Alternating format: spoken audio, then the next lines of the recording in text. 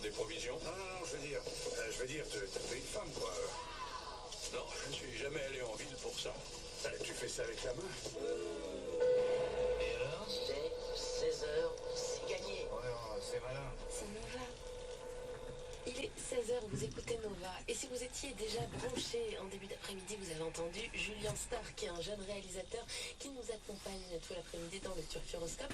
Julien Starr qui présente ces jours-ci French Waves, un projet transmédia autour de la musique électronique made in France, de ses tout débuts jusqu'à aujourd'hui, où la scène française est au moins aussi excitante qu'il y a 20 ans. C'est ce qu'on se racontait à 15h. Un des volets de ce projet, French Waves, c'est un long métrage documentaire qui revient sur 30 ans de French Touch. On y entend notamment les anciens parler des jeunes rendre hommage à ceux qui leur ont pavé le terrain 20 ou 30 ans plus tôt. On y suit aussi le pèlerinage de Rhône à Détroit sur les traces des pères de la techno.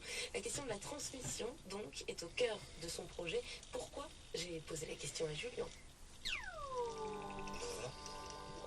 C'est un peu le maître mot, entre guillemets, du projet parce que c'est un mot que j'ai mis longtemps à trouver.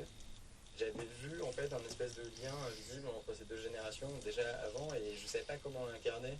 Et en fait, il fallait un peu que je trouve ma place là-dedans et pour raconter une histoire, je trouvais que la transmission c'était le meilleur prisme et ouais, du coup, on a essayé de raconter ce qui s'est fait avant, de voir quel impact sur ce qui se fait aujourd'hui et de porter un regard en tout cas plutôt naïf et positif vers le futur, quoi. Je pense que demain ou dans 10 ans ou dans 15 ans, un Fakir, un Superpose ou un Jacques aura la place des anciens dans le documentaire avec des nouveaux jeunes qui n'existent peut-être pas encore, tout ça, quoi.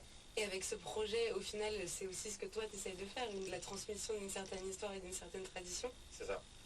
On fait aussi une tournée internationale. Je me suis dit que c'était intéressant de raconter cette histoire encore d'une autre manière et plutôt que de la raconter, c'était d'essayer de la faire vivre. Donc on prend à chaque fois un artiste qui représente